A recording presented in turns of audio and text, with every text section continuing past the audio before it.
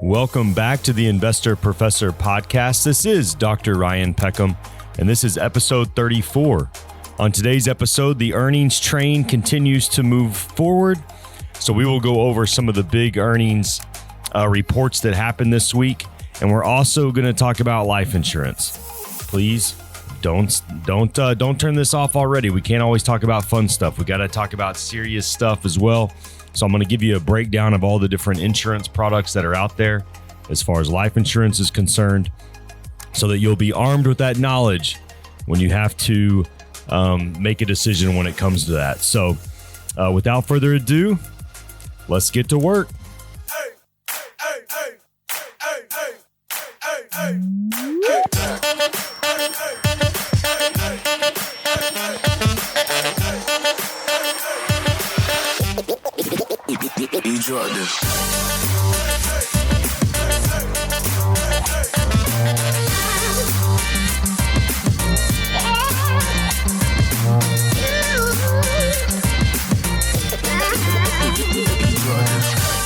Well, what another crazy week for market earnings.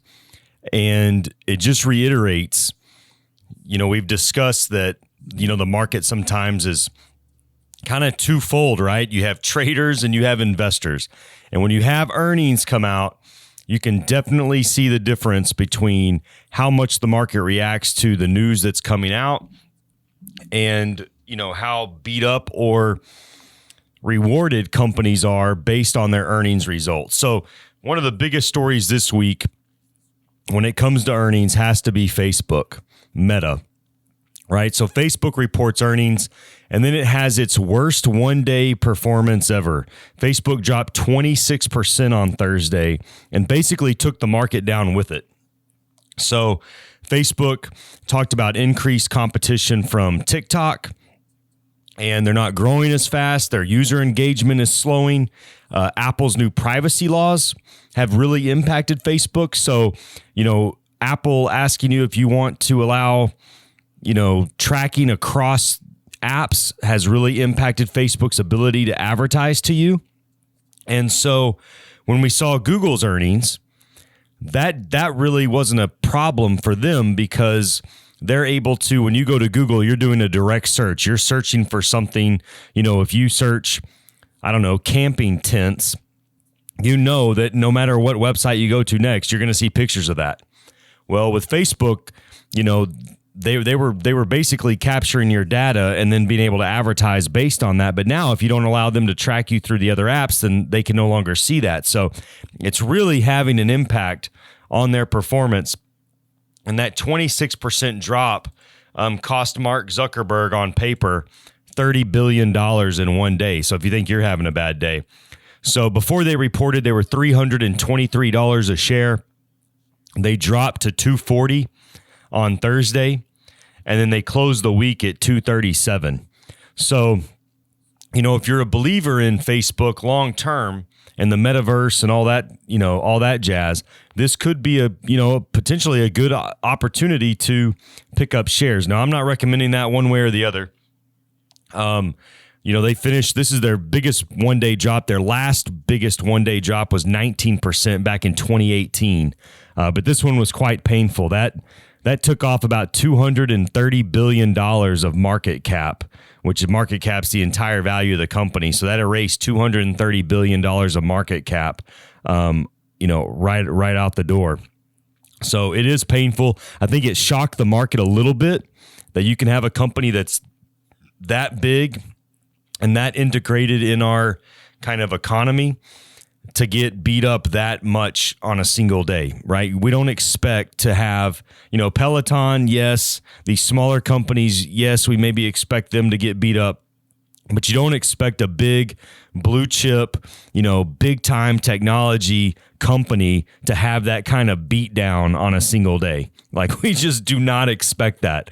And so because of that, you saw on Thursday, the market drop, and you really saw it drop on Amazon, because Amazon reported on Thursday. So you had a lot of traders say, man, if Facebook can get beat up that way, I don't want to take that kind of beat down on Amazon, so maybe I should just get out. So what ends up happening on Amazon is that on Wednesday it closed at $3,000 a share. And then you have it drop on Thursday to $27.77. So it dropped $200 on Thursday before they reported. And then Amazon reports numbers and they jump $500 a share. They ended up closing up $375 on Friday. But at one point they were up $500. So that is pretty nuts, right? I mean, that is a 2-day swing that's massive. So when you go look at Amazon's earnings and you see how well they did, right? They did have increased costs, which they warned the analysts in the market. They warned of the increased cost for the fourth quarter because they're dealing with Omicron and everything else, and they had to spend a lot of money to be able to basically deliver Christmas for the entire world, right? So they did do that, but you know, the real jewel of Amazon isn't all the packages we receive every single day. The jewel of Amazon is Amazon Web Services, which is growing at 40%, year over year, which is pretty tremendous. They had sales of almost $138 billion in the quarter for the entire company, which is up 9% for the year. But Amazon Web Services is really, really what's taking this company to the next level. And so when you look at that, Amazon over the past year really has not performed very well. I mean, if you go back 1 year, 1 year ago, let's see, February 1st, 2021, Amazon was $33.52 a share. It's currently $31.52. So it's actually down $100 it's down $200 from where it was this time last year. So, in 2020, Amazon stock was up 50%. Last year, it was up 4%. And this year, it's actually still down. It started the year January 3rd. It was $3,400. So it's actually negative for the year. And when you look at these companies, the ones that we've seen grow, the ones that we've seen report already, Apple had a great quarter.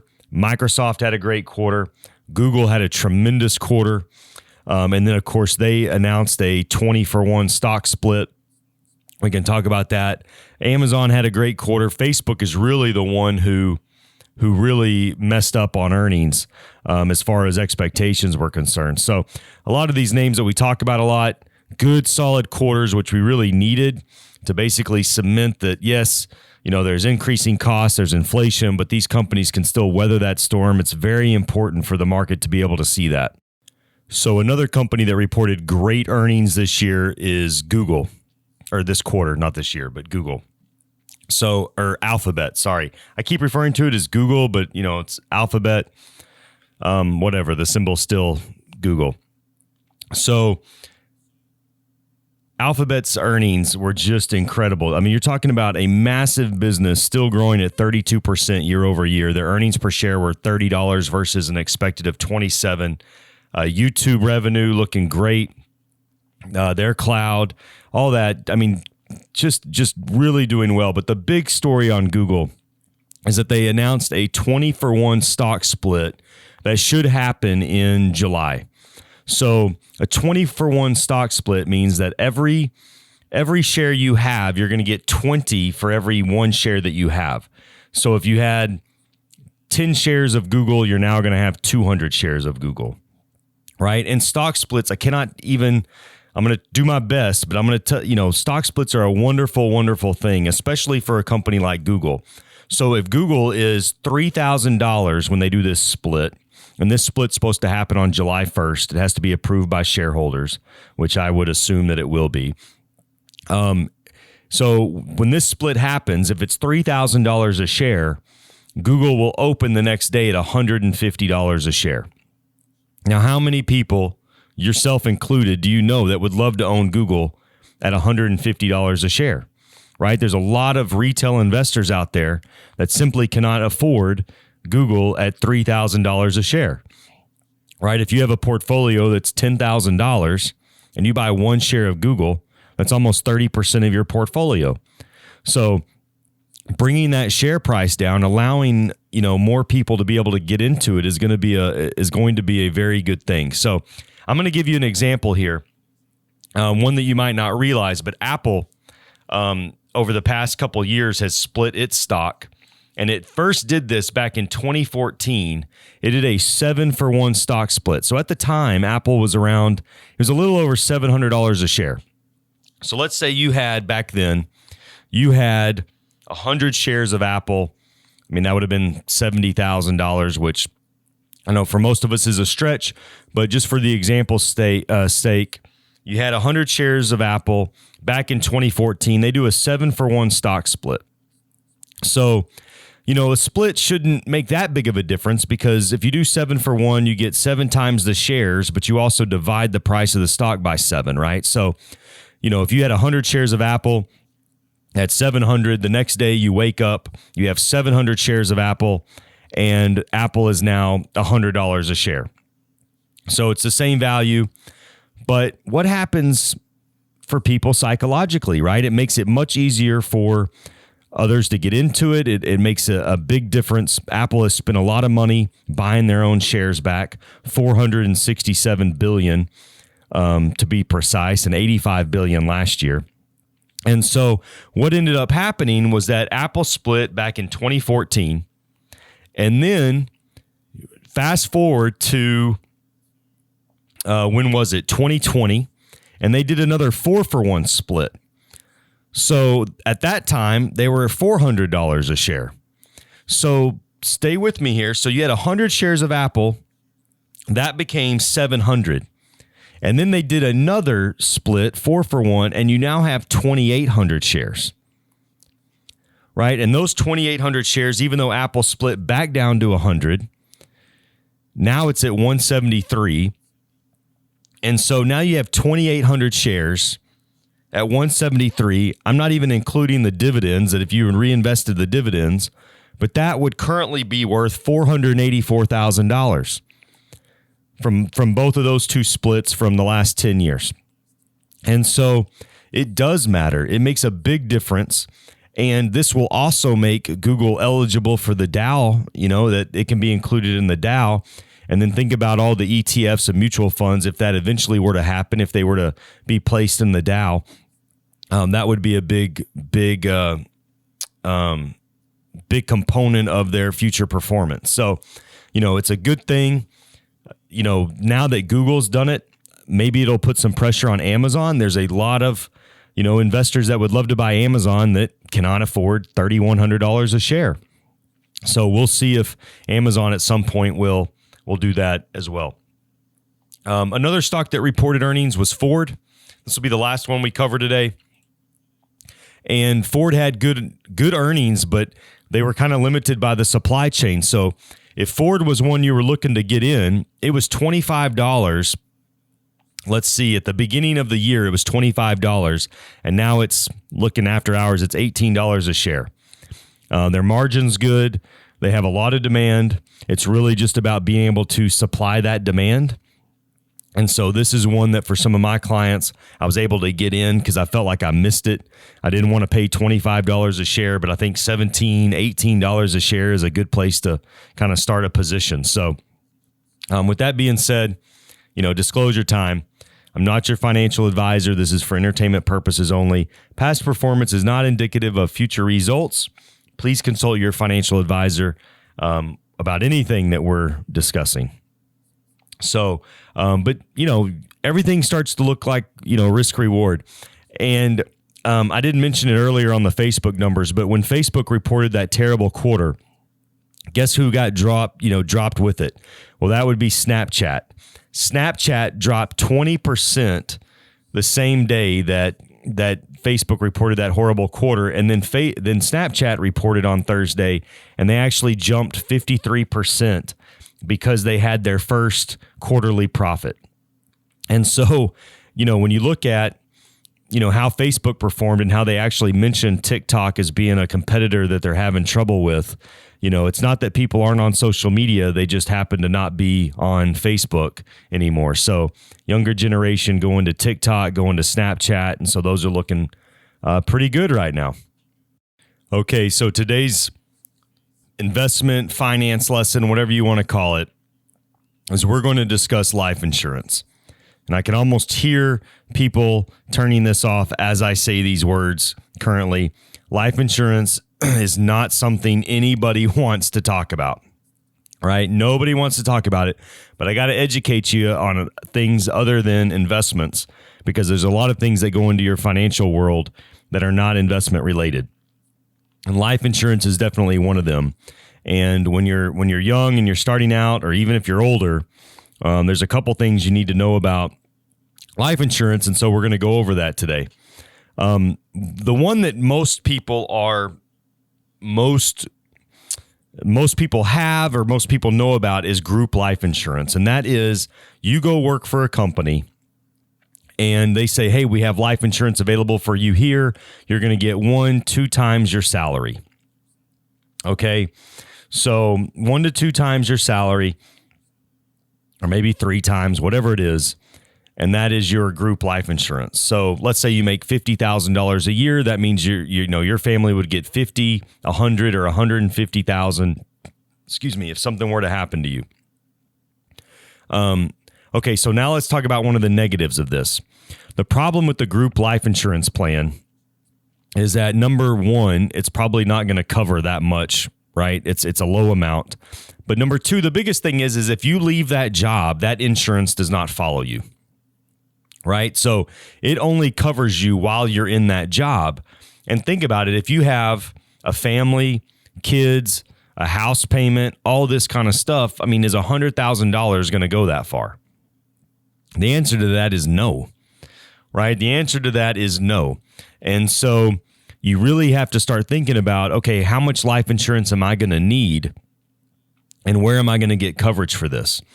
Well, if you take a conservative estimate, let's say you get $1 million life insurance policy and you invest that conservatively and try to make 5% on it, that would produce $50,000 a year. Because that's really what life insurance is about, right? Is it's trying to basically replace your income that your family is going to lose out on. Now, when you're younger and you don't have any, you don't have a spouse, you don't have kids, it's not something that you really need to concern yourself with. But as you get older and you start, people are relying on you, it's something that you definitely need to spend some time on, right? I mean, I've had an investment practice for, 13, 14 years now, and I've had my own, and then I was in the business 5 years before that. So let's say I've been doing this 15, 16 years. I've only had only one of the deaths that I've dealt with has been medically related. That was somebody who had cancer that, we knew it. We were able to make preparations. We were able to do all these things. Every single other death that I've ever had to work on has been, 3 car accidents. I've known somebody who was struck by lightning, for real. Knew somebody who crashed one of those tiny little airplanes. Like, most of the ones I've dealt with so far in my career have been accidents. They haven't been medically related. And so you have to prepare for, something bad like that, especially if you have a family. So the easiest way to take care of this is term insurance. And when you look at term insurance, you can kind of give yourself an easy little deal, like an easy little reminder.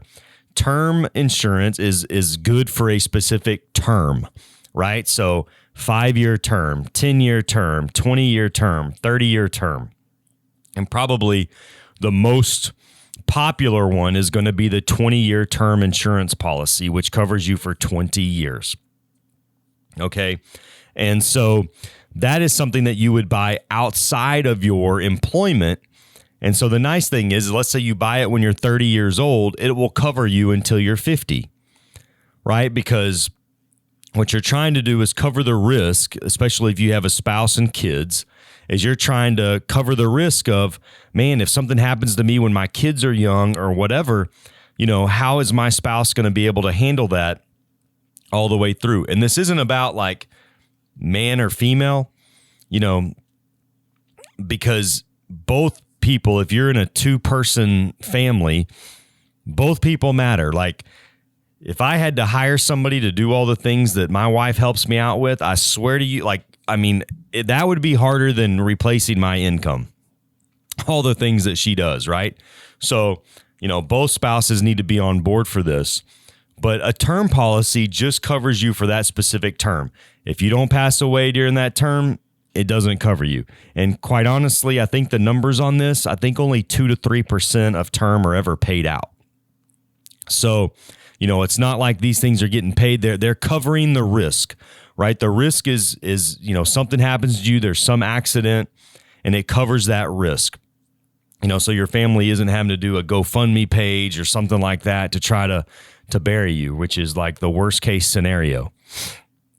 So you have to look at it from that standpoint. So the nice thing is there's some companies out there that when you do a term policy, they have a rider on there that's basically guaranteed insurability, which will, if something were to happen to you medically, allows you to convert to a more permanent plan.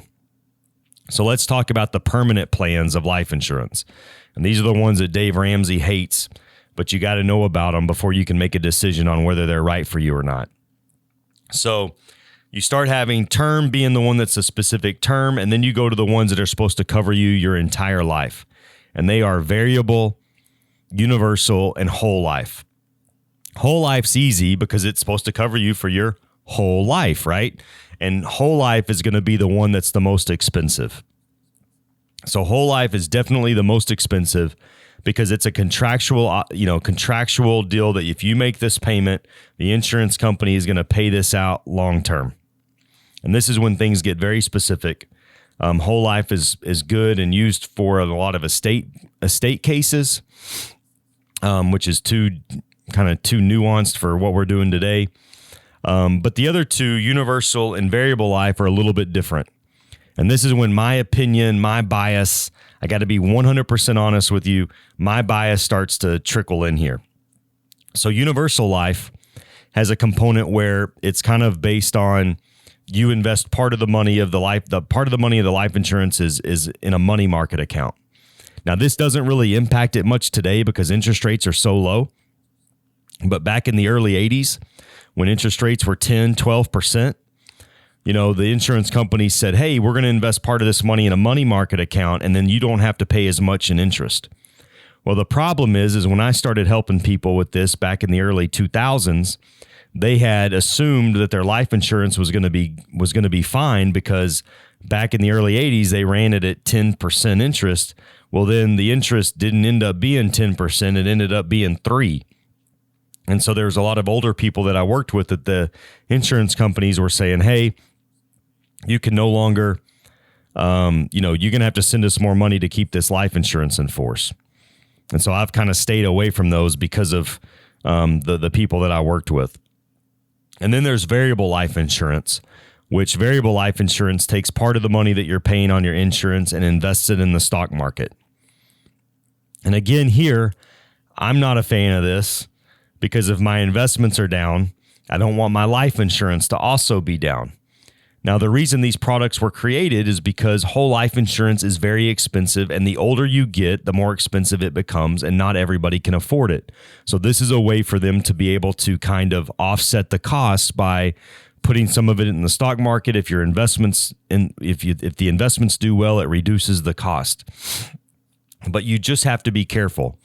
Whole life insurance also pays you a dividend from the company. And so, the best ones I've seen would be the mutual companies, which would be Northwestern Mutual, Mass Mutual, New York Life. They normally are able to pay better dividends because they don't have stockholders. And so, there's a number, like when you look at this, there's a lot of different products within the 3 or the 4 that I just gave you. I mean, there are a lot. If you have friends that are in the insurance business or somebody, you will know that there are a lot of different versions of this, but these are kind of the main ones. And so you really just need to educate yourself. Now, there are some good ones. Like my daughters, for example, everybody says don't buy whole life. Well, the cheapest time you can buy whole life insurance is when somebody's super young, right? 2 years old. Well, they have a Mass Mutual has a product that at the time was a 10 pay, which means you make 10 payments and you're done. So when my daughters were 2 years old, I bought them $250,000 worth of life insurance, and it was $2,000 a year, which, by the way, at the time, especially when my oldest daughter was 2, that was a big time stretch for me. That was a big time stretch for me. But I did that. Now I have over $20,000 in that policy, and it's completely paid up.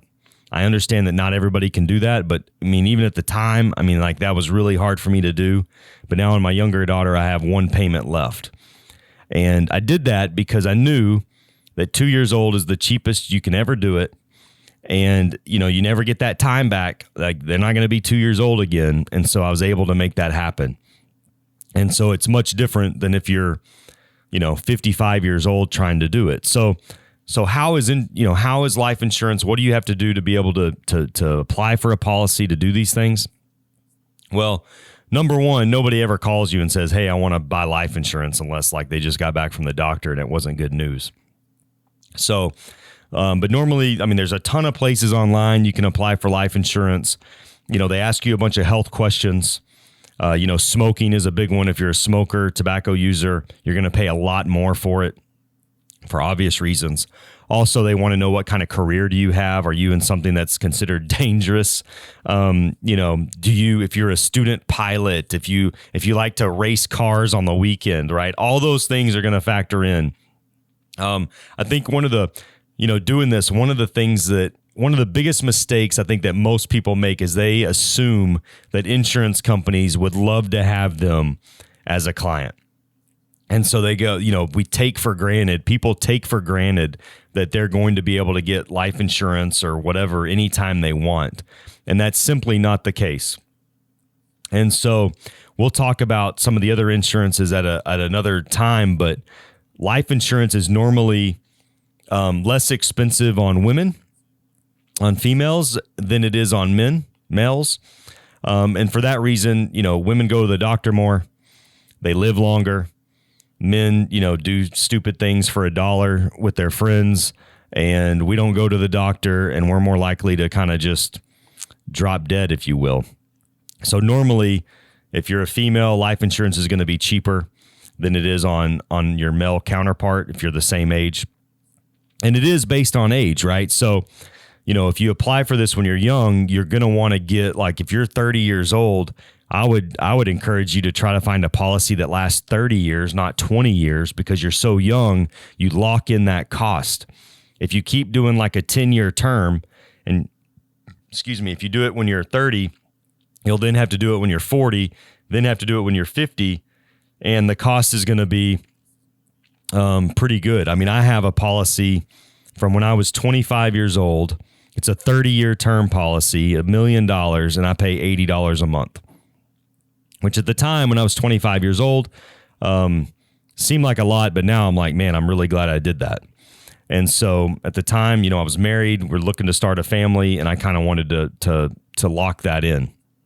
So again, it's not a fun conversation, but you do need to spend some time on that. And I want to, in the next couple episodes, we will talk about maybe some more issues, diving a little bit deeper, talk about disability insurance, those kind of things, because you got to get, this is kind of those foundational things, especially when you're starting a family and putting down your financial roots.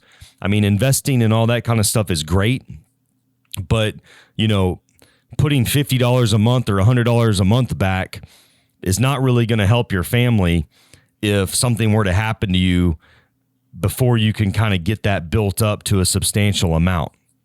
So you have to make sure that your financial house is in order, so to speak, that the risks are taken care of, because that's really what it's about, is trying to contain the risk and make sure you account for it so that you can do all these other things, so that you can invest for the long term, so you can make sure that all of this stuff is taken care of. So that's kind of the point of today's lesson, is just starting to educate you on other areas of your financial world that will, that will become something that you need to address. So send me your questions on this. I'd love to keep the conversation going. Maybe we can talk to somebody, bring somebody in that, an insurance person, talk to them about it. Although that gets salesy real quick. If you have friends in the insurance business, you know what I'm talking about. So anyways, I hope you have a great week.